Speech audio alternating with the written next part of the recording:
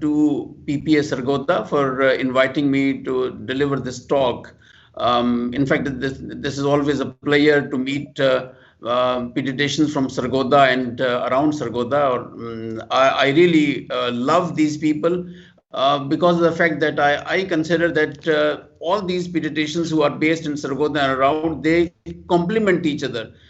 Initially, I know that Butcha Sahab was serving Quetta Sargodha people, and then Sarwar Sahab took over, then Wajahat was there, then Imtiaz and Naveed Vora and Arshad, they took over, and then now there are many like Khurram Sahab and many other pediatricians who are serving the people of Sargodha and serving for the cause of the pediatrics. Now, I was asked by Arshad to talk about nephrotic syndrome. I would discuss briefly, very briefly, the management, just would go over the management, but my primary objective was to discuss the sportive management. And I believe that the sportive management is one where at times we lack and where the pediatrician's input is most required. Now, nephrotic syndrome, I think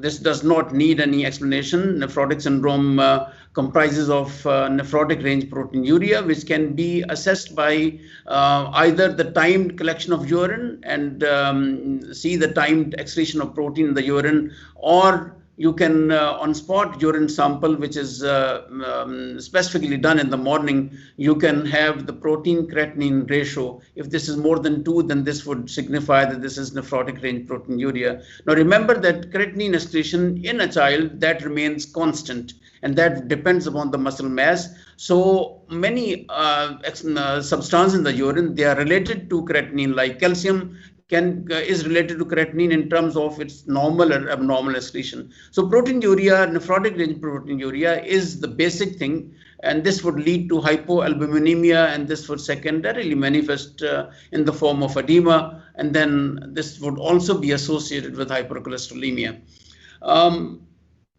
Now, when we consider the quantification of protein, and in fact, if we just know that the urine, spot urine protein shows more than 3+ proteinuria, 3+ or more than 3+ proteinuria in association with the edema, then the diagnosis is pretty obvious. And in fact, we sometimes do not need to quantify, because all other manifestations, all other criteria are fulfilled, and the diagnosis of nephrotic syndrome is pretty obvious. But as far as the dipstick estimation is concerned, which would show the color from yellow to blue, depending upon the excretion of protein in the urine. So if this is 3+, which would indicate that this is 300 to 1 gram, or if this is more 4+ or more, which would indicate that the protein excretion is more than 1 gram per deciliter.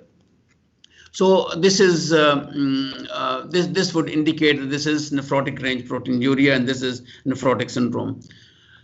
If we just go over the course of nephrotic syndrome in children, as everybody knows that fortunately nephrotic syndrome, which we come across in children, that belongs to minimal change nephrotic syndrome based on certain criteria, which would be age, favorable age group, which is generally between 1 to 10 years of age, absence of gross hematuria, absence of persistent hypertension, and absence of azotemia, that is the creatinine, and would remain normal. So if these features are there, then one would believe that this is minimal change nephrotic syndrome. And minimal change nephrotic syndrome is traditionally steroid sensitive. So almost 80 to 85% patients would respond to steroids, and only about 10 to 15% patients may not respond to steroid, which would be steroid resistant. So out of steroid sensitive nephrotic syndrome, about 10-15% would not relapse again, and majority of these children would relapse.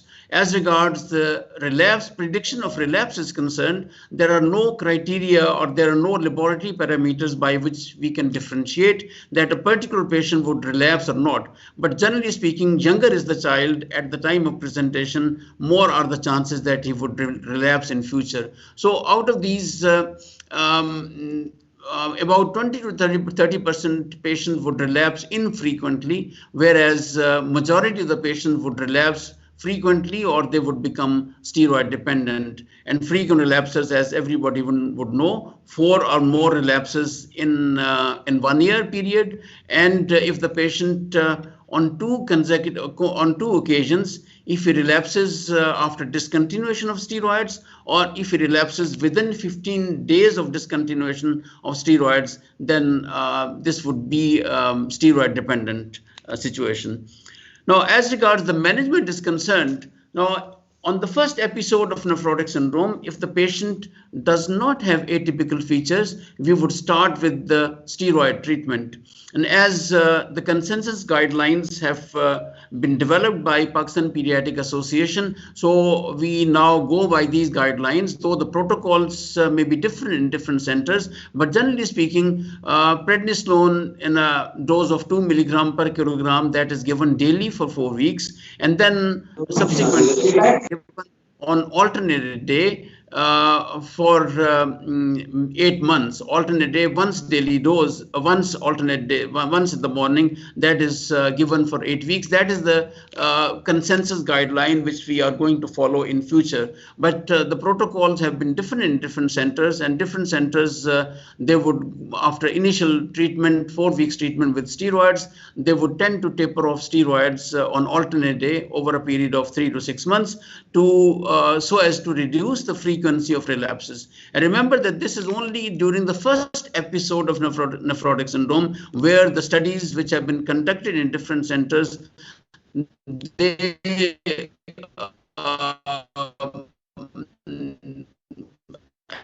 have shown that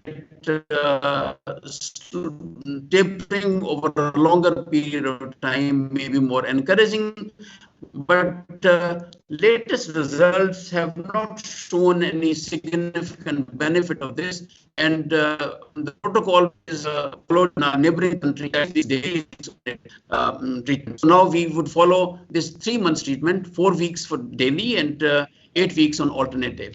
Now, out of these patients who would ultimately respond to treatment, some patients would go into infrequent relapsing situation. Some of these go on to develop relapsing course and the steroid course, and about 50% they become steroid. Now, in terms of management, if the patient is having infrequent relapsing course, or then you would treat the relapse by the usual dose of steroids, and once the patient responds to treatment, then and response would be that if the protein is either nil or this is trace on 3 occasions spread over 1 week or 3 consecutive days, then we would call that patient has responded to treatment. Now, after this, we would continue steroids on alternate day, once in the morning for 4 weeks. And that is the treatment to relapse, and then the treatment would stop.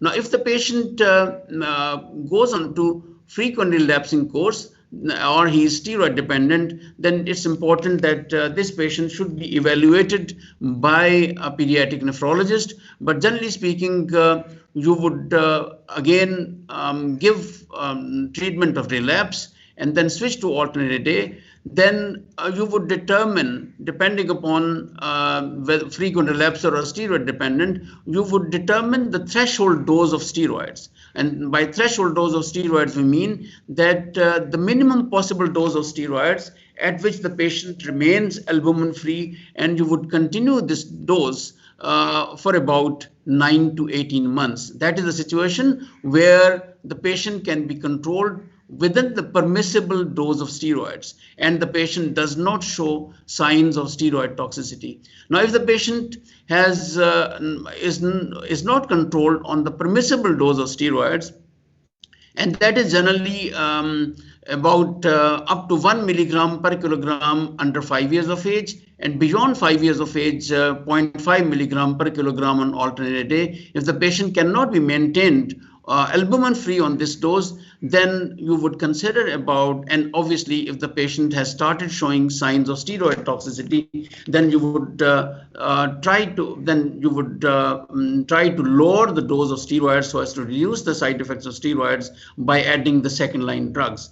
And second line, as far as regard the second line drugs are concerned, they sequentially are given like levamisole, cyclophosphamide, or other alkylating agent, which is chlorambucil. Cyclophosphamide is more commonly used. Experience with cyclophosphamide is more. Cyclosporin A or other calcineurin inhibitor, which is tacrolimus, and then mycophenolate mofetil, and in certain situations, rituximab pulses.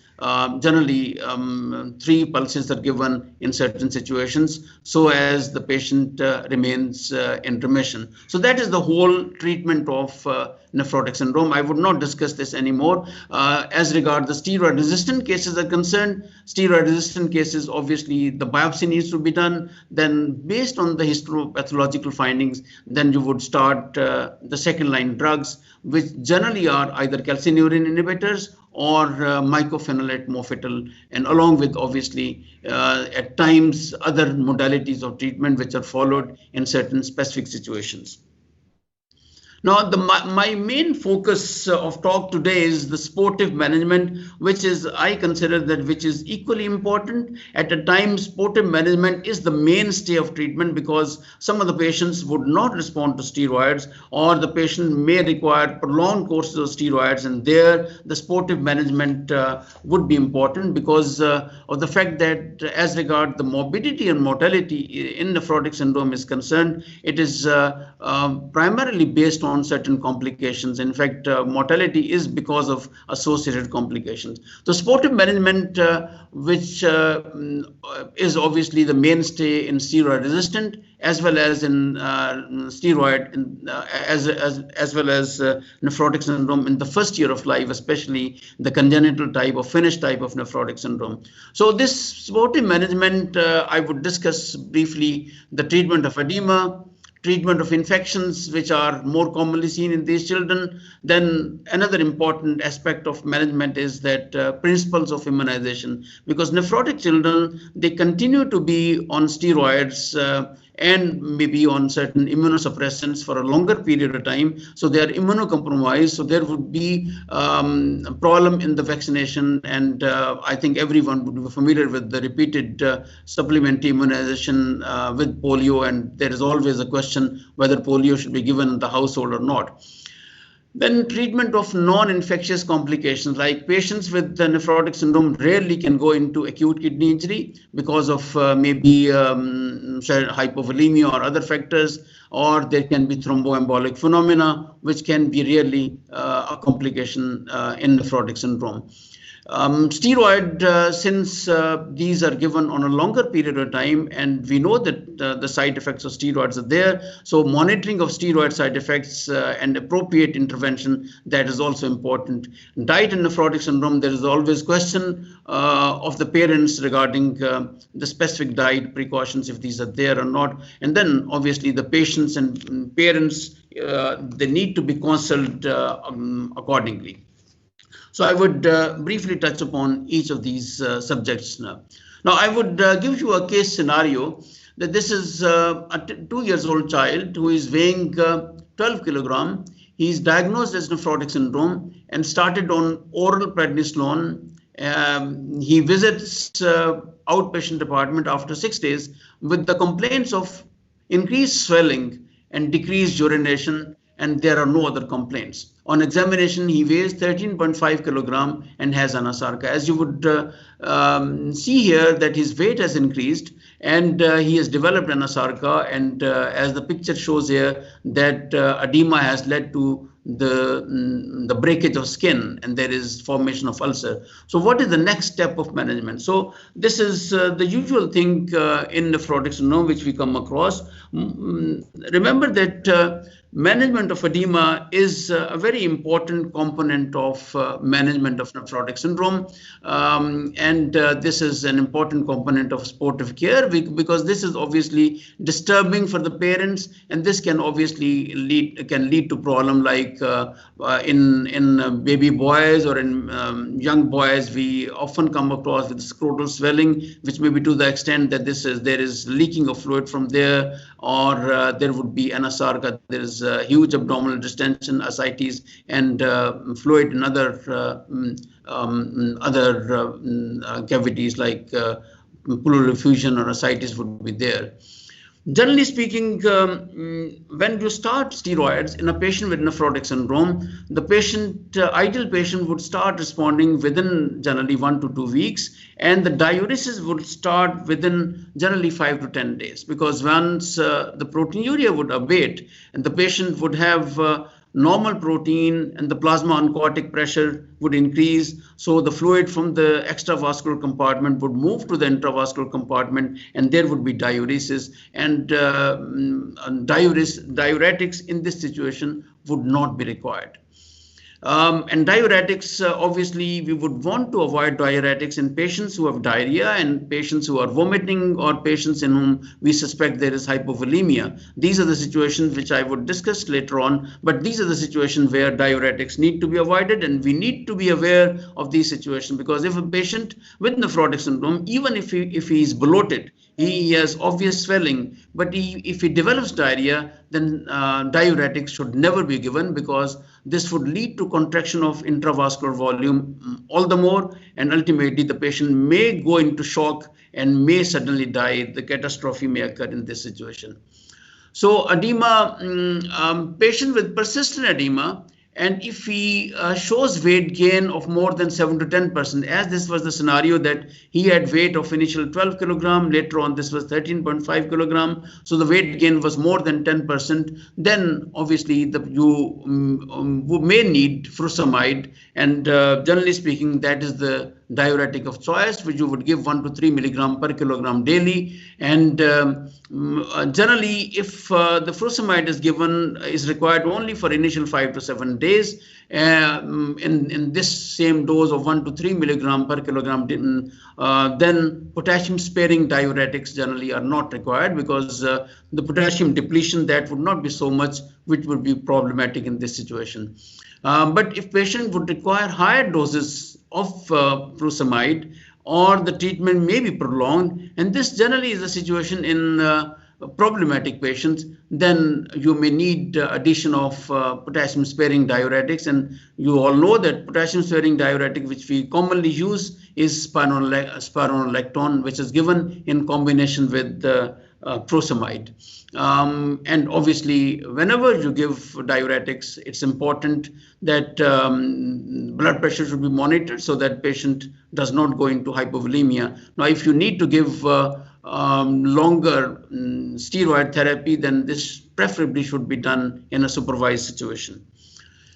If the edema is refractory, that if the situation sometimes arise, and that is we do come across with such a situation where the patient has been put on steroids, he does not show any response to diuretics, then obviously hospitalization would be required, because that may compromise the child's circulation. There may be huge abdominal distension which may compress the diaphragm, or the skin may be breaking and leaking, that may be there. So in that situation, the hospitalized patient should be hospitalized. And there, the combination of loop and thiazide diuretic, or a potassium sparing diuretic that is given, and combination of diuretics with albumin infusion, that can also be considered.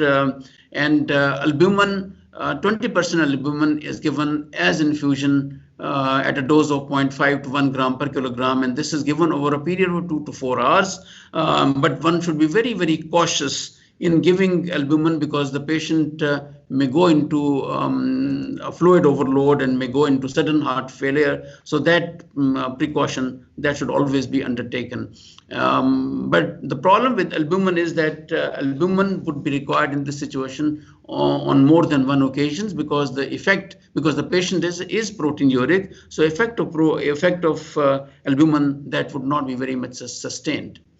So IV albumin, when you give, you always monitor for respiratory distress, you always monitor for hypertension and congestive heart failure, and albumin should be given very, very cautiously in patients who have underlying chest infection, or if there is maybe evidence of pulmonary edema, or if the patient is going into renal failure. In these situations, one should withhold albumin, and one should not, or if that is given, this is given very, very carefully.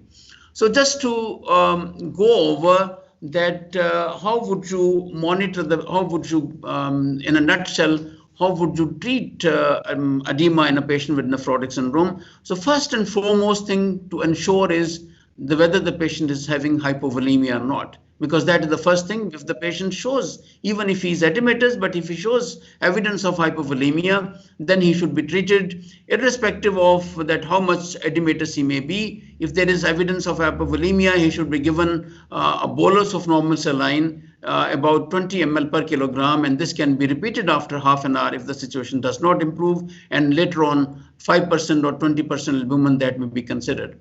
Now, in this situation, if there is no hypovolemia, then you can give furosemide 1 to 3 milligram per kilogram, and you can add spironolactone later on. If there is no response, then the dose of furosemide that can be doubled, and this is 4 to 6 milligram per kilogram per day. And if still there is no response, then you would add other diuretics like thiazide diuretic.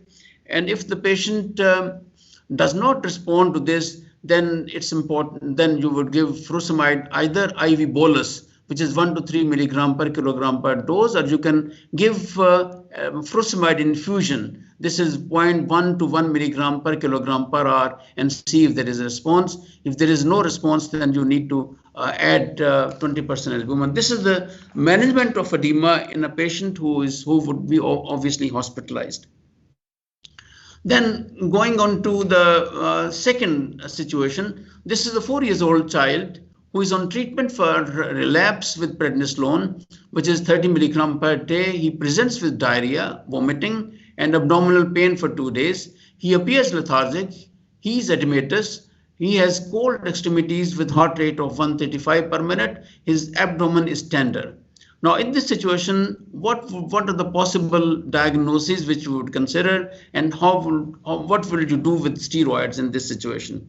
Now, first of all, whenever a child would present like acute abdomen, then first and foremost, and obviously there would be history of diarrhea, or there would be history of vomiting as well. So one should always be cautious about, one should always be looking for whether the patient is in hypovolemic shock or there. That is first thing. Secondly, one should be aware of another important complication of nephrotic syndrome, which is in fact the third most common infection in nephrotic syndrome, that is spontaneous bacterial peritonitis, because spontaneous bacterial peritonitis would present again with diarrhea, would present with vomiting, and would be associated with abdominal tenderness. But as regards abdominal pain is considered, abdominal pain always would not be due to peritonitis. Abdominal pain occurs in a situation of hypovolemia because of mesenteric ischemia, and there can be severe abdominal pain. So simple situation of hypovolemia or simple situation of dehydration in a nephrotic child, that may lead to severe pain, and if you just if there are no signs of peritonitis, you just give fluids and the patient would become better. So as you would all bear me out that it is very, very difficult to diagnose dehydration in a child who is having nephrotic syndrome. So assessment of dehydration in nephrotic syndrome is based on, first of all, you would look for the pulse, whether the volume, if it's steady, if there is tachycardia, that would indicate hypovolemia. Capillary refill time, that should be checked, and this should be normally less than 2 seconds. Blood pressure, hypotension would be there, but hypotension is a late sign. Other signs that should always be looked for. And another important thing which we always give, to which we always give importance, that is looking at the cold extremities. If the center is warm and the extremities are cold, and there is a central and peripheral temperature gap, that would indicate that the patient is in hypovolemic state and he has dehydration, and he should be taken care of. Mucous membranes of the mouth can always be looked into, but this may be deceiving. Another important thing is that if we previously know that what was the hemoglobin, what was the hematocrit of the child, as we all know, we would be all aware of the dengue epidemic, that rise in hematocrit would occur in situations of the intravascular volume, loss of intravascular volume. So same is the situation in nephrotic syndrome, that sometimes hemoglobin would be misleading, that high hemoglobin that would be there in this situation. So whenever there is hypovolemia, then this should be treated on an urgent basis. I remember a few of our patients in the past, they were lost because of hypovolemia. They presented with edema, the hypovolemia was not recognized, and ultimately the complications occur. So this should always be very, very seriously looked into. If a nephrotic patient presents with diarrhea, then it's better that he should be kept under supervision. And this should always be suspected. Diagnosed is suggested by moderate to severe abdominal pain and signs of hypovolemia, which I already explained, that mesenteric ischemia would be there, and that may not be necessarily indicative of always indicative of peritonitis. So rapid infusion of normal saline, irrespective of edematous state, that should be given, and that should be a second bolus should be given. If the patient does not respond, then obviously infusion of albumin, 5% albumin, if that is available, that would lead to expansion of intravascular volume, that would work as a colloid. So we know that if the crystalloids fail, then the colloids generally would be better, as an example, which is of dengue hemorrhagic fever.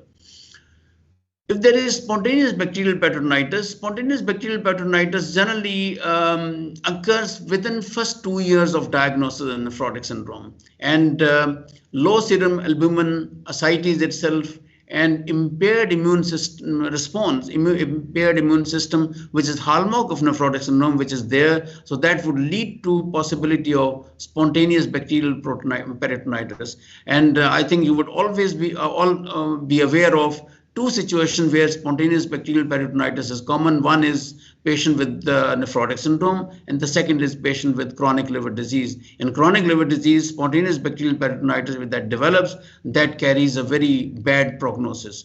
But spontaneous bacterial peritonitis, if that is addressed early in a patient with nephrotic syndrome, then the patient would respond to treatment. And again, it's suggested by the same typical features.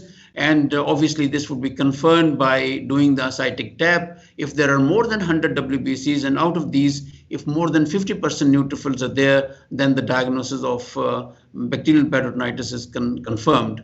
And as you all are aware, that main offending organisms are encapsulated organisms, and mainly pneumococcus. Unless cultured, or unless some other organism is cultured, if a patient with nephrotic syndrome presents with bacterial peritonitis, one should always treat that patient for Streptococcus pneumoniae. But other Streptococcus pyogenes, E. coli, these are the other common organisms. And since there is possibly resistance to penicillin of pneumococcus as regard pneumococci are concerned. So as an empirical treatment, you would like to give third generation cephalosporins, or you can give ampicillin along with aminoglycoside, and that is given for 7 to 10 days. So identification of this complication is important earlier on, and appropriate treatment that would give us a lot of gratification because the patient is saved.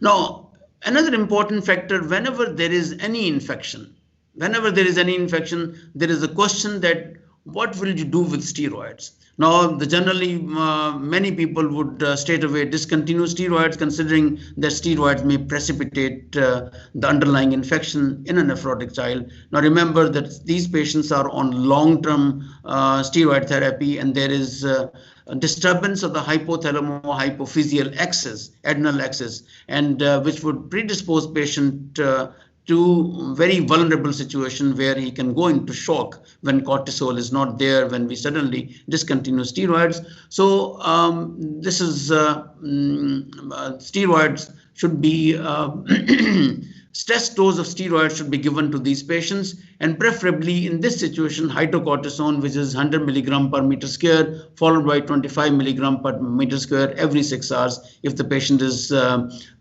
critical, or if he is not able to take orally the medicines. Otherwise, you would give prednisone 0.3 to 1 milligram per kilogram in a single daily dose as a stress dose of steroids. So you should give at least this much dose of steroids so that the patient does not go into the shock situation. Then coming on to another case scenario, this is a 10-year-old steroid-dependent nephrotic syndrome. He's been on mycophenolate, as I mentioned, that this drug would be required in frequently relapsing and steroid-dependent nephrotics who have shown signs of steroid toxicity or who cannot be maintained on a dose which is less than 1 milligram per kilogram on alternate of steroids. These are the patients who would require second-line drugs, and mycophenolate mofetil is one of these drugs. So this patient is on mycophenolate mofetil. He presents with fever, and there are vesicular lesions over trunk and face. His 3-year-old sibling had similar complaints 2 weeks ago. How will you manage this patient? Now, as this is obvious that this is a typical patient with the varicella infection, and this is one of the dreaded complication in a patient with nephrotic syndrome, again because of the immunocompromised state. Now, varicella is very, very seriously treated in patients with nephrotic syndrome because of obviously that they are on immunosuppressants. So one thing is that this is a severe illness. And as regard the second-line drugs are concerned, now if the patient is on, suppose on cyclophosphamide, if the patient is on mycophenolate mofetil, or if he is on maybe cyclosporin or other immunosuppressant drugs, these are straight away discontinued in any patient who would present with varicella infection, or maybe this is true for the very other serious infections as well. Now, he should be immediately started with IV acyclovir. This is absolutely required, and this is either given intravenously, or if the patient is not very critically ill, so we would give oral acyclovir, and this is given by 7 to 10 days. But remember that the post-exposure management of nephrotic syndrome patients to varicella, that is important, and there are different modalities which are followed. If he is exposed to varicella and he is obviously on steroids or other immunosuppressant, the first thing which can be considered is varicella vaccine. Obviously, we would come to that aspect later on, that at what situation we can give live vaccine. So that would not be, if the patient is on immunosuppression, if the patient is on daily dose of steroids, then obviously varicella vaccine is not the option. But otherwise, in other contexts, as you all know, that varicella vaccine, if that is given preferably within 72 hours or even up till 5 days of exposure, then varicella vaccine would work, and the patient may not develop varicella just by giving vaccine, if that is given within 5 days of exposure to varicella patient. Second is that it's varicella zoster immunoglobulin. Now, varicella zoster immunoglobulin is available in Pakistan. Now, a nephrotic who is exposed to that, then the ideal thing would be to give varicella zoster immunoglobulin, and this is given in a dose of 125 international units per 10 kilogram body weight. And maximum dose would be 5. One vial contains 125. Minimum dose, irrespective of the weight of the child, is just 1 vial, which is given intramuscularly. This is given intramuscularly to these patients, and and this preferably should be given within 96 hours, within 4 days of treatment of exposure, but this can be given up till 10 days of exposure of nephrotic or other immunocompromised individual to varicella infection. Another important thing which I particularly want to mention here, that if a child has been given varicella zoster immunoglobulin, then one should always monitor him for 28 days, because by giving varicella zoster immunoglobulin, the incubation period of varicella that gets prolonged. So even after 28 days, he can get varicella, so he should be monitored up to that. And the second important thing is that once you give varicella zoster immunoglobulin, then this would be just a transient immunity, and he needs to be given vaccine later on whenever the situation is feasible. But generally speaking, there should be a gap of 5 months after giving varicella zoster immunoglobulin, after which the vaccine can be given. Now, acyclovir can always be given prophylactically to these patients. If the patient, if there is a ZIG, a zoster immunoglobulin, is not available, then it's better to give acyclovir to these patients who are exposed. Prophylactic acyclovir, that is recommended. Or if non-specifically, we know that immunoglobulins, non-specific immunoglobulins, they would work in any infection, and this is given in a dose of 400 milligram per kilogram body weight. It's a general immunoglobulin which would work in other infections as well. So one should always remember again that healthy household contexts of children with nephrotic syndrome, they should better be given vaccinations, and they should be immunized so that they don't get infections, and so that if in the household, so that the infection is not there and the child is not put at risk. So that is the second situation where varicella is there. So how would you manage this patient? Now, remember that infections are very, very frequent in children with nephrotic syndrome. Infections, as we all know, that whenever there is infection, the relapse of nephrotic syndrome can occur, and patients who are having frequent relapses, they are more prone to infections. So an infection is the major killer in these children. And so one should always explain the danger signs to the parents. Parents should be explained about how to prevent infection, and if infection is there, then how seriously that infection should be considered, because if the patient is on steroids, he may not show very many signs of infection. So you have to keep a very, very high index of suspicion, and prompt diagnosis and treatment is given. And one should always remember the stress dose of steroid which should be given. Now, coming on to the important aspect of, obviously, in association with infection, that how do we immunize children with nephrotic syndrome? That is important. Now, in nephrotic syndrome, we give special emphasis to pneumococcal vaccine, because pneumococcus is one organism which is more commonly seen in these children because of loss of factor B, which is a property factor, which is a component of the alternate pathway of the complement, which would help in opsonization of these bacteria by the phagocytes. So pneumococcal infection is more commonly seen. Pneumococcal vaccine that is given, and pneumococcal vaccine, two vaccines are recommended. One is pneumococcal polysaccharide vaccine. As you all know, that this does not carry the immune memory, and this cannot be given under 2 years of age. So this anyway is a 23-valent, and this is recommended in patient with nephrotic syndrome. Repeat dose may be required after 5 years, but obviously we have the conjugate vaccine, which is 10-valent in our national EPA program, and 13-valent, which is available in the private sector. So that is given also, though the gap between these two, after giving pneumococcal polysaccharide vaccine, the gap of about 12 to 16 weeks, that should be there between these two vaccines. Varicella vaccine, when situation is there for varicella vaccine, that should always be given. And in fact, when the patient is being started on steroids, if varicella vaccine has not been given, we should immunize these children for varicella. Hepatitis B influenza, yearly influenza vaccine is recommended in these children because of the fact that influenza infection can precipitate relapse.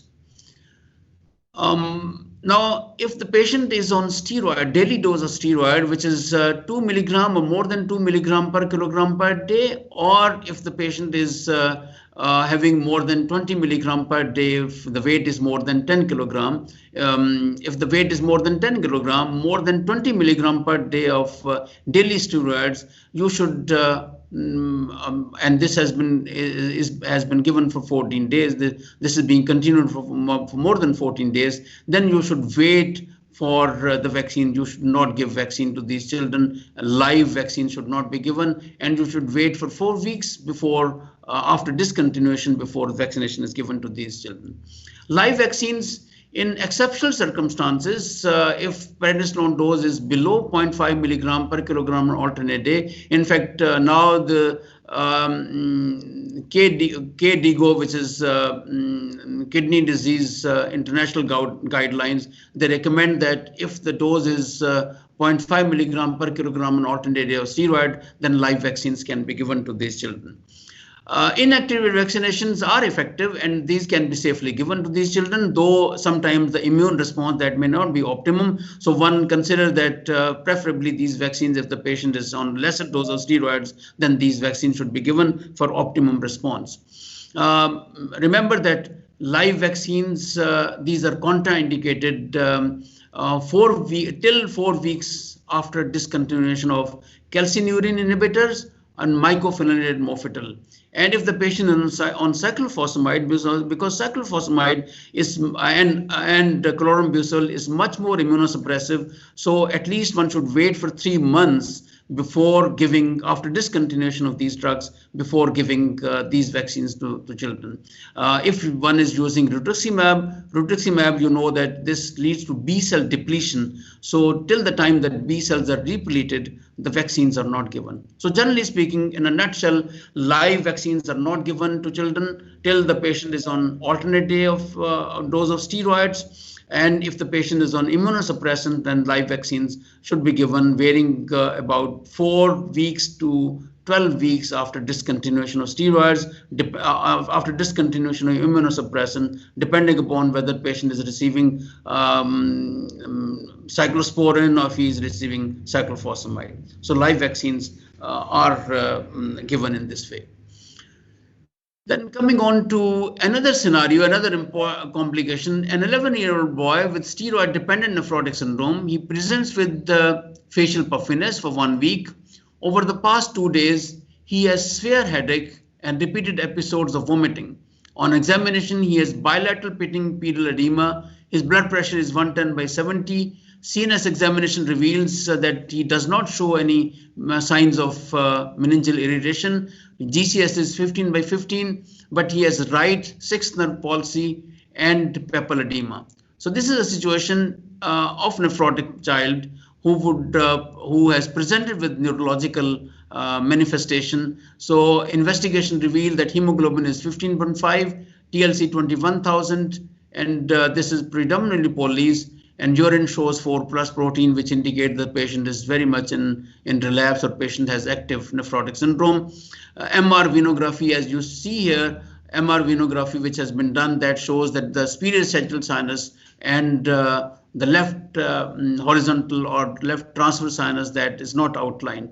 So this is a situation where you would suspect that this is the child who has thrombotic complication and sagittal sinus thrombosis has developed. So how to deal with such child and how to follow these children. Now, remember that thromboembolic complications are very much there in nephrotic syndrome, and this is more so in patients who are frequently relapsing nephrotic syndrome, and this is more so in patients who are having membranous nephropathy.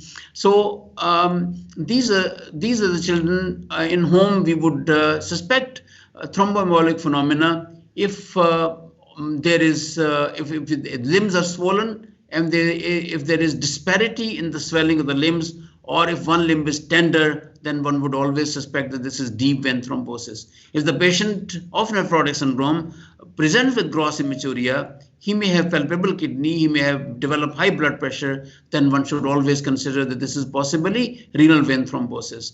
And obviously for sagittal sinus thrombosis or cortical sinus thrombosis, one should always suspect. We have seen these complications to occur, so these patients should be ultimately investigated and managed accordingly.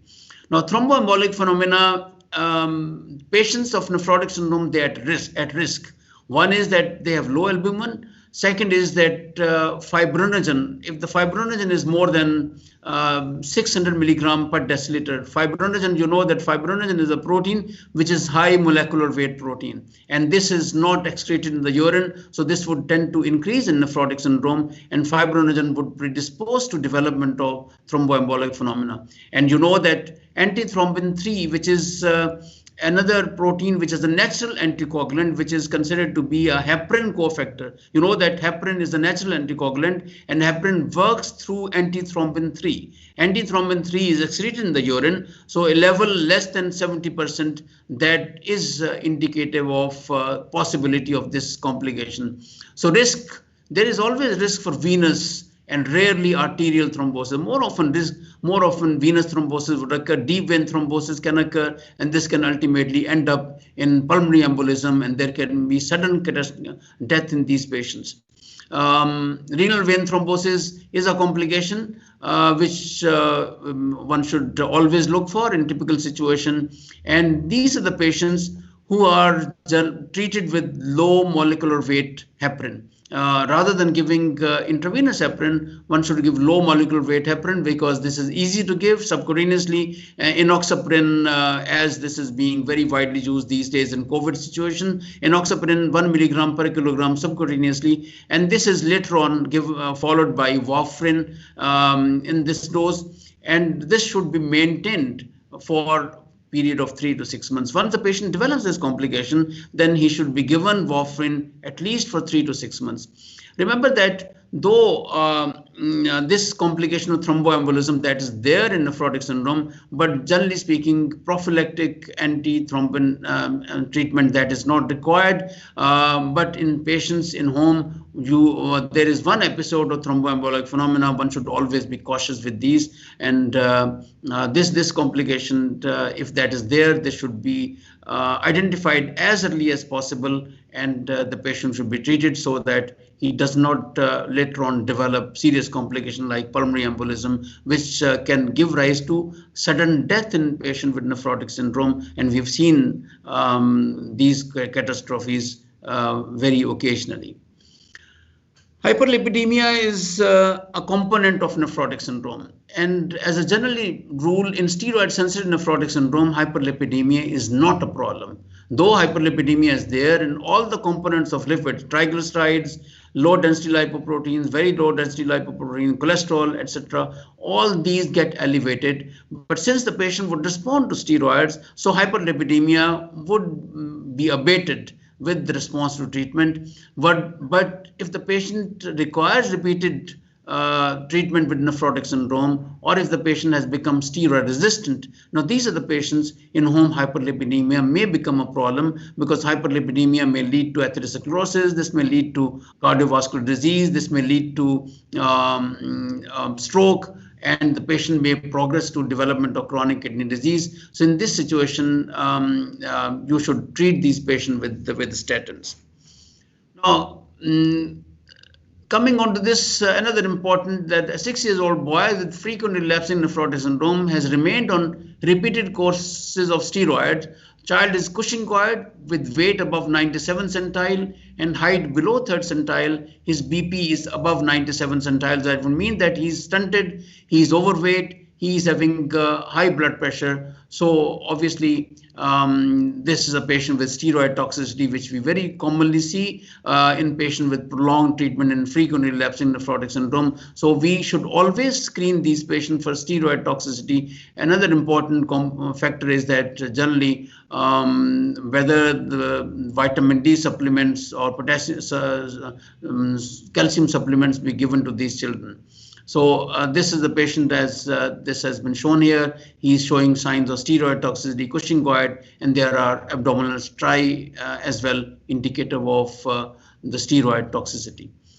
Now, adverse effects of steroids, I think I don't need to repeat this because everyone would be aware, but primarily speaking, growth retardation is one important about which we are cautious. Hypertension, there can be the metabolic bone disease. Metabolic bone disease is a serious complication, and in fact, this can go unnoticed, and this can ultimately, in grown-up children, may lead to osteoporosis, may lead to fractures, etc. as well. Then eye complication, we tend to forget that, and we do not very frequently monitor these patients for development of eye complication, especially cataract. And then there can be proximal myopathy as well. So these complications are bound to occur in a patient who is on prolonged treatment of steroids. So as a general management, one should always look for the side effects, and one should monitor these effects. Now, we all are aware that how anthropometry, how monitoring of height and weight of the child is important so as to ensure normal height.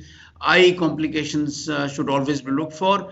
And a patient who is on prolonged steroids, more than even on alternate day, more than 1 year, he should always be looked for eye complication, especially cataract and glaucoma. Cataract most often is posterior subcapsular cataract, and this can be identified only on slit lamp examination. So a patient should be yearly subjected to eye examination. Glaucoma, steroid-induced glaucoma can occur. Blood sugar should be monitored, and bone mineral density, sometimes using the DEXA scan, that should always be also be a part of our management.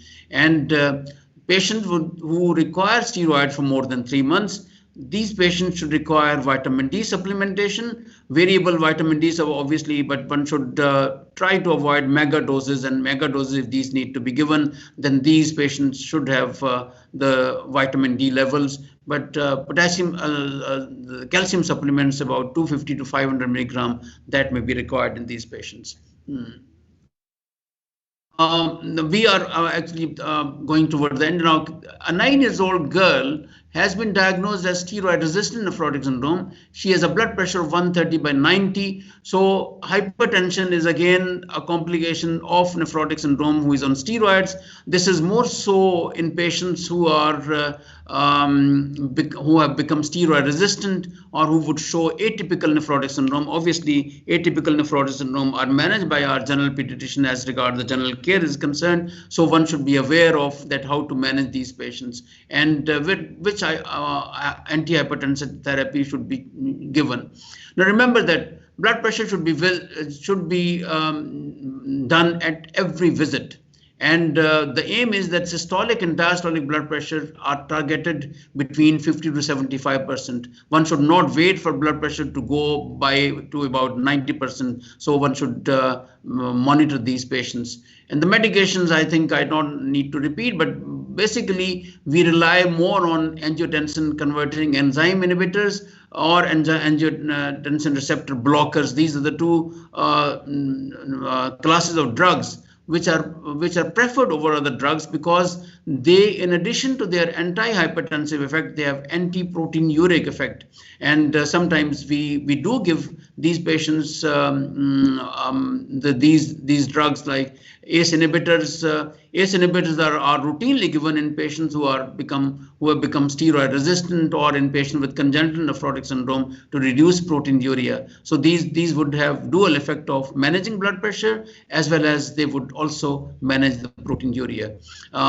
Now one should at the same time be aware of the side effects of ACE inhibitors. ACE inhibitors can lead to hyperkalemia. They can lead to enalapril is associated with as a class side effect is persistent cough.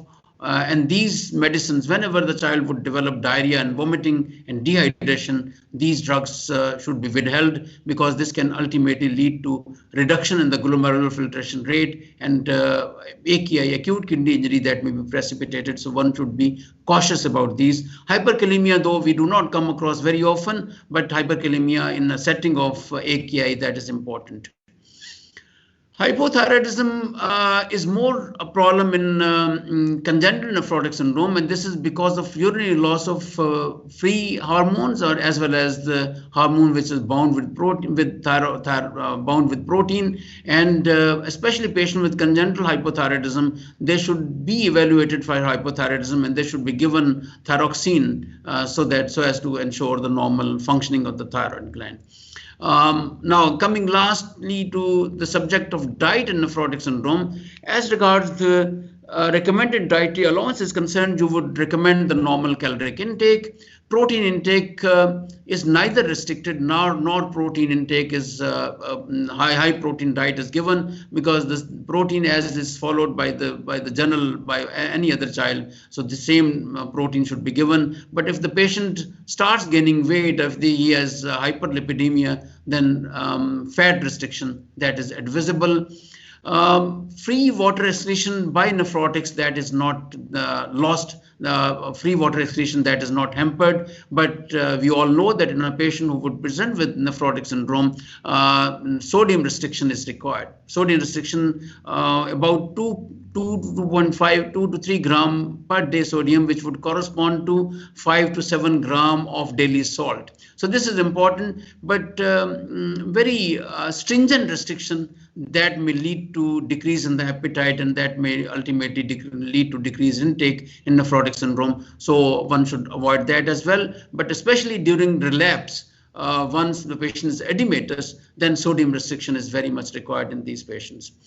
Now, at the end, I would summarize by saying that sportive management, though the specific management is important, but sportive management is equally important in all the patients of nephrotic syndrome. This is the mainstay of treatment in steroid-resistant nephrotic syndrome. Like in congenital nephrotic syndrome or infantile nephrotic syndrome, we go on treating these patients sportively, and ultimately these patients may do well till the age where the transplant may be possible. So one can do very good by doing meticulously managing these children as regards the sportive management is concerned. All this treatment of edema, hypovolemia, infections, other complications, that should be addressed appropriately, and that these patients should be treated as early as possible if the complication occurs, and taking the general care of the patient and advising parents to adhere to the normal diet and taking care of these children, prevention of infections. These measures can do a lot of good to these patients, and if specific management at times is not feasible, or specific management at times would give partial response, this sportive management plays a very, very important role as regard the health of these patients is concerned. With that, I would end here my presentation. If there are any questions, then I would be pleased to answer those questions. Thank you very much, all the pediatricians who have joined this webinar, for your patient listening. Thank you very much.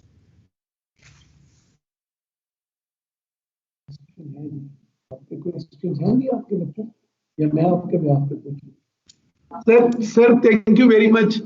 I still remember from January 2001, I have been learning and listening nephrotic syndrome from you, and still it enhances a lot of knowledge for me, for all the pediatricians, when you talk about the nephrotic syndrome, because you always talk about the updated remedies and updated management plans with their scientific justification, and even you tell very nicely about the mechanisms of each component of management and each remedy which we are using. Sir, I have a question. As per consensus guidelines, we have decided that after 3 months of age, we can, because we have certain cases in which the history is not clearly available, and they present at 3, 4, 5 months of age with generalized edema, with all the features of nephrotic syndrome. And sometimes we really feel problematic, and it's very arbitrary to differentiate between the congenital nephrotic syndrome and the idiopathic nephrotic syndrome. So I need your comment for all the pediatricians who are listening, that can we give a trial of steroids after 3 months of age as per consensus guidelines, or you recommend some other baseline prerequisites to rule out the congenital nephrotic syndrome, because we have the limited investigations available. Thank you very much, Arshad. Thank you for your comment, and thank you for your very good remarks. And it's always pleasure, and I feel this is not that I'm saying in front of you. I feel very proud that you are there in Sargodha and you have actually rejuvenated all these academic activities. And I'm under the guidance of Dr. Server, who is always there, and that is why I say that the pediatrician of Sargodha, they complement each other. It's not that there is. I always consider there is no rivalry of any clinician. So I feel very happy with the Sargodha, and I'm speaking my heart out.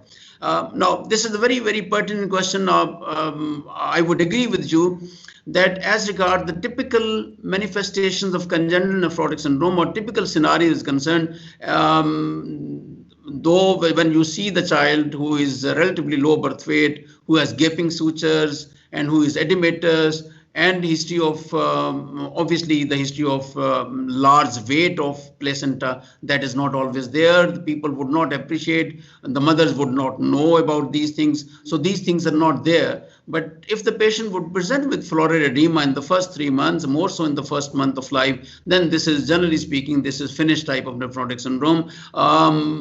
We are handicapped that we are not actually doing the genetic analysis, but NPHS1 mutation that helps in further delineating these patients.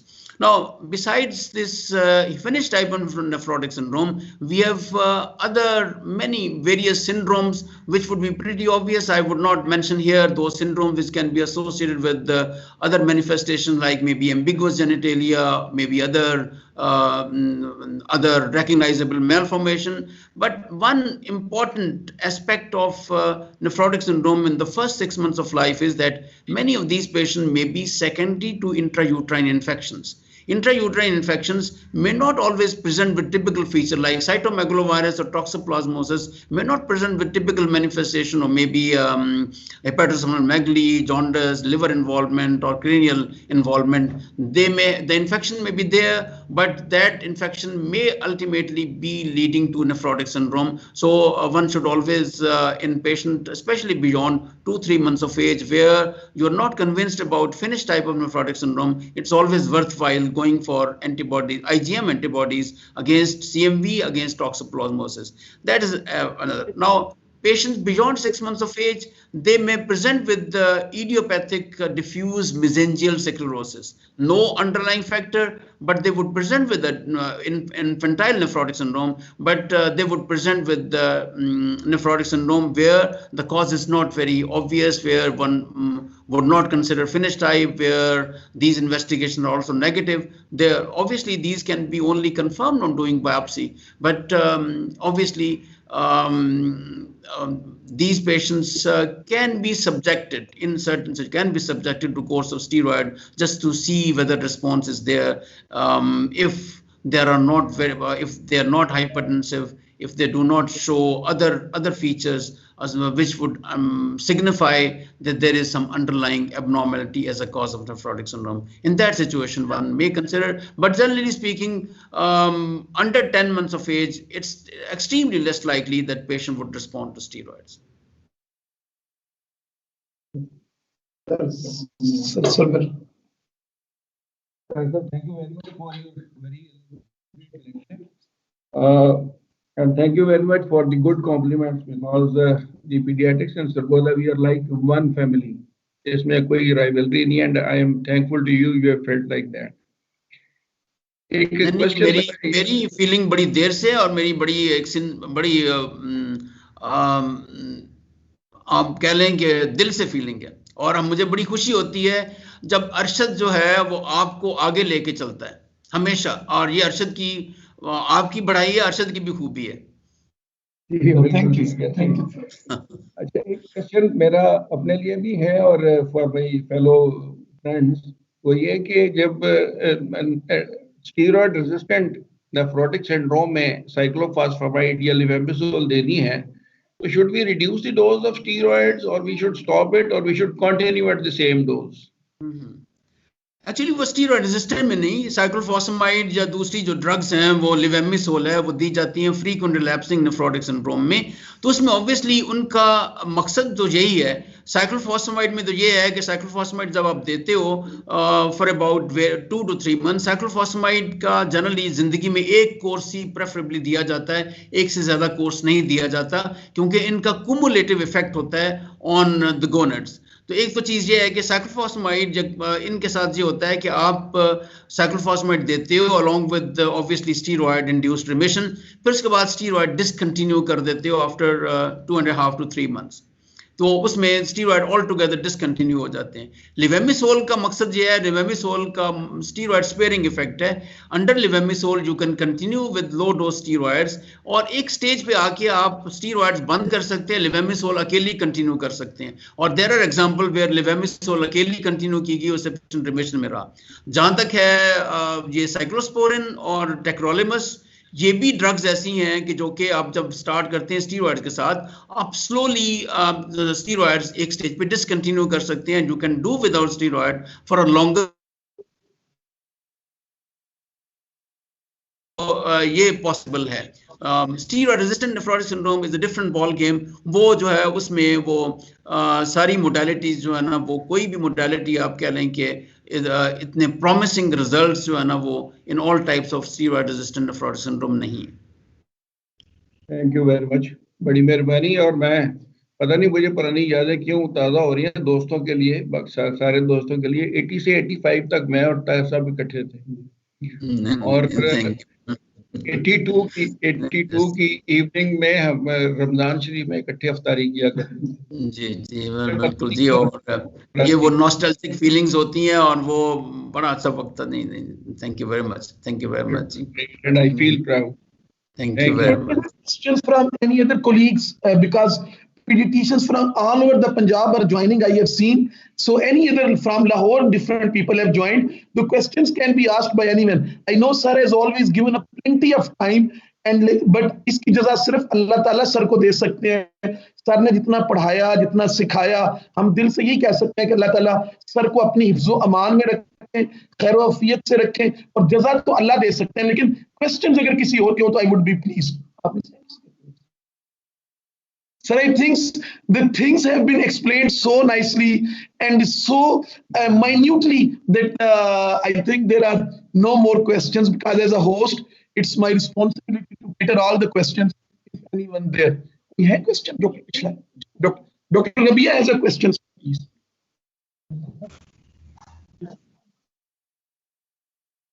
Sir. Thank you very much. Sir सब कुछ बहुत ज़्यादा clear था, crystal clear, और बहुत ही precise था, और जो हमें चाहिए था वो आपने सब बता दिया। Sir thank you very much. Sir एक क्वेश्चन था कि जैसे जो बीपीए की गाइडलाइंस आई हैं अभी फॉर स्टीरॉयड मतलब रिलैप्स के लिए, उसमें वो ये कहती है कि मतलब आपने स्टीरॉयड दोबारा शुरू किए हैं तो 2 वीक्स के लिए आपने बस उसी डोज में कंटिन्यू करने हैं, और उसके बाद फिर एक दफ़ा यूरिन करा के, और अगर वो नेगेटिव होता है तो फिर आपने देख लेना है कि वो रिमिशन में, और ऑल्टरनेट डे ट्रीटमेंट में फिर 2 वीक्स के लिए डालना है, वो 4 वीक्स 6 वीक्स के लिए डालना है। तो जैसे अभी आपने जो बताया, आपने उसी को जैसे जो हम पहले ऑलरेडी हम यही फॉलो करें कि जनरली हम जब रिलैप्स में बच्चा आता है तो हम उसको स्टीरॉइड्स पे डाल देते हैं और डेली बेसिस पे उसका यूरिन कराते हैं, और 3 दिन 4 दिन 5 दिन जब भी वो नेगेटिव हो जाता है 3 कंसेक्टिव डेज के लिए, तो हम उसको ऑल्टरनेट डे ट्रीटमेंट पे डाल देते हैं। तो सर इसको थोड़ा सा क्लियर कर दें कि हम अब एक्चुअली वो गाइडलाइन जो बेसिकली बनाई जाती है उसमें थोड़ी सी पेशेंट कन्वीनियंस जो है ना वो भी देखा जाता है इन द एग्जिस्टिंग, किसी भी मुल्क की इन द एग्जिस्टिंग सर्कमस्टांसेस और उस मुल्क के। अब प्रॉब्लम ये होता है कि जनरली स्पीकिंग वैसे तो आइडियली यही होना चाहिए कि आप स्टीरॉयड देते हो, फिर उसके बाद then you wait for the response, और रिस्पॉन्स जो है ना वो most of the time response would be forthcoming within 10 to 14 days, most patient would respond, और आमतौर पे रिस्पॉन्स बड़ा ऑब्वियस भी हो जाता है। तो वैसे तो उसकी डेफिनेशन है कि आप 3 दिन जो है ना वो आइदर कंसेक्टिव और 3 days स्प्रेड ओवर 1 week, अगर वो नेगेटिव या ट्रेस हो जाता है तो that would mean the patient has responded treatment, and from there on you would start with less dose on alternate day given once in the morning देते हो. So this is the standard. लेकिन guideline में ये है ना कि वो naturally patients भी जिस तरह होते हैं वो बार बार विजिट्स भी नहीं हो सकता ओपीडी में, और ओपीडीज बिजी भी होते हैं, वेट करना पड़ता है. और ये चीज देखते हुए और जनरल देखते हुए कि एक average patient who is steroid sensitive he would invariably respond to steroids. अगर वो स्टीरॉयड रेजिस्टेंट खुदा ना खास्ता हो गया वो तो ऑब्वियसली बाद में भी एडिमा हो जाएगा तो प्रेजेंट कर जाएगा. तो वो एस्पेक्ट, सिर्फ वो एस्पेक्ट जो है ना उसका यहाँ रखा गया है कि ताकि 2 हफ्ते ट्रीटमेंट मिल जाए, that would take care of response and take care of 3 days continuous response to treatment, और फिर उसके बाद ऑल्टरनेट डे पे, ताकि पेशेंट की विजिट कम हो, पेशेंट को इन्वेस्टिगेशन ज्यादा ना करनी पड़े. But that is the whole idea. Otherwise अगर आप लॉजिकली स्पीकिंग तो वो we have to adhere to the same protocol which is followed internationally in terms of treatment of relapse. Okay sir, thank you very much. बहुत शुक्रिया. Excuse me, sir. I have a question. You can. Ji Arshad जी. जी अस्सलाम वालेकुम sir. I am Dr. Arshad from Lahore. जी I can recognize you. Thank you. It has been very nice talk. Sir, I have one little question that once the patient has been diagnosed, minimal change, the patient, and we have started the treatment. Previously, it used to be said that one has to give 2 mg/kg in 3 to 4 divided doses.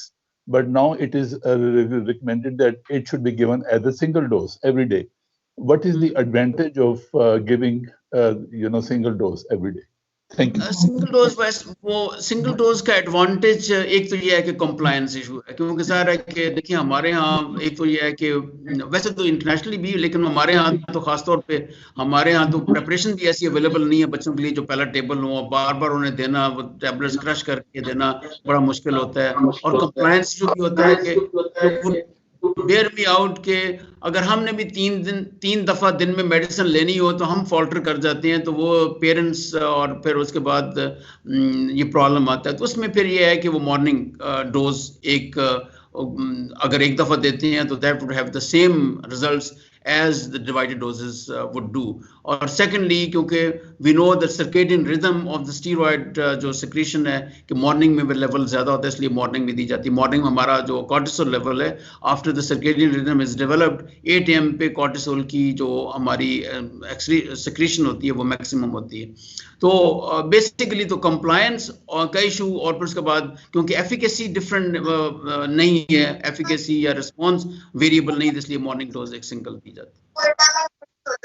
Sir एक और point ये कि जो alternate day treatment होता है शुरू पहले वो उसकी रिकमेंडेशन थी about 2 months around. Now it perhaps it has now gone up to 5 to 6 months time. नहीं वो एक्चुअली डिफरेंट स्टडीज थी. पहले जब शुरू हुआ नेफ्रोटिक, ओल्ड गाइडलाइन थी ISKD जो international study of kidney disease in children थी, वो रिकमेंड करती थी 4 weeks daily treatment for 1 month, 4 weeks alternate treatment for 1 month. फिर उसके बाद जर्मन्स ने उसको 6 weeks कर दिया कि वो उसके साथ रिस्पॉन्स जरा या रिलैप्स के चांसेस कम होते हैं. फिर उसके बाद स्टडी जो वर्ल्ड में हुई उसमें यह है कि slow tapering over a period of 3 to 5 months अगर की जाए तो उसके साथ फर्स्ट ट्रीटमेंट और फर्स्ट अटैक में रिलैप्स जो है ना वो उसमें रिलैप्स रेट कम था. लेकिन अब जो है वो मेटा एनालिसिस में कि वो बहुत ज्यादा फर्क नहीं है. इस वजह से why to put patient on prolonged dose of steroids which may be hazardous, which may be cumbersome for the parents to give prolonged treatment. उसमें फिर ये है कि ये गाइडलाइन है. अब इंडियन जो गाइडलाइन है, current Indian guideline, I was going through those guideline Indian academy of paediatrics की, वो 6 हफ्ते की डेली ट्रीटमेंट और 6 हफ्ते की ऑल्टरनेट डे ट्रीटमेंट, वही 3 महीने की ट्रीटमेंट वो रिकमेंड करते हैं. Thank you. यार खोल के दो ना ये. इसका ये की कौन है? Sir, I can see you. Sir, you have to. Do you have any question? Sir मैं पहले तो बात ये है कि मैं बड़ा I'm really impressed कि इतने शॉर्ट टाइम में और आपने पूरा का पूरा नेफ्रोटिक इस तरह से कवर कर दिया है कि कोई क्वेश्चन की गुंजाइश ही नहीं बची. तो सिर्फ मेरा सर एक छोटा सा क्वेश्चन ये था कि ये नेफ्रोटिक्स के जो स्पेशली जो steroid dependent frequently relapsing nephrotic syndrome है वो बहुत फ्रीक्वेंटली विजिट्स करते रहते हैं with some infections like upper respiratory tract infection या फेब्राइल इलनेस या इस तरह की कंडीशंस के साथ, तो उसमें रिकमेंडेड है कि रेस्क्यू थेरेपीज दें for a short crash course of steroids for a few days, less than 1 week. If patient is on alternate treatment, अगर alternate treatment पे है तो उसमें इन्फेक्शन जब होती है, रिलैप्स होने का खतरा होता है, तो उसमें फिर ये होता है कि वो again there is a school of thought who would recommend कि आप लो डोज में लाइक अगर 5 मिलीग्राम थ्राइस अ डे दे दें तो उसमें ये है कि वो that can combat that situation. और आप ये this is what the stress dose of steroids is. Stress dose जो स्टीरॉइड्स की है वो भी वो उसी चीज को एड्रेस करती है। ठीक सर, मेरा क्वेश्चन था कि कितनी फ्रीक्वेंटली हम दे सकते हैं, जैसे कि अपर रेस्पिरेटरी इन्फेक्शन तो बहुत फ्रीक्वेंट होती हैं, तो एंटीसिपेट करके हम देंगे या जब कोई प्रोटीन यूरिया आना शुरू हो जाए तो फिर हम उसको देंगे? एंटीसिपेट करके नहीं, जब कोई इन्फेक्शन होगी फिर ही आप देंगे। अदरवाइज फिर डेली अगर आप देते हैं तो डेली डोज स्टीरॉइड्स के अपने इफेक्ट्स हैं, क्योंकि आपको पता है कि वो डेली डोज अगर 5 मिलीग्राम भी देते हैं उसका हाइपोथैलेमो हाइपोफिजियल या ग्रोथ पे इफेक्ट ज्यादा प्रोनाउंस्ड है compare to even more doses on alternate day. Thank you sir, thank you so much. Thank you.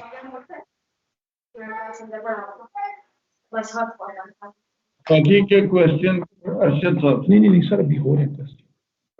I think any other questions, please, because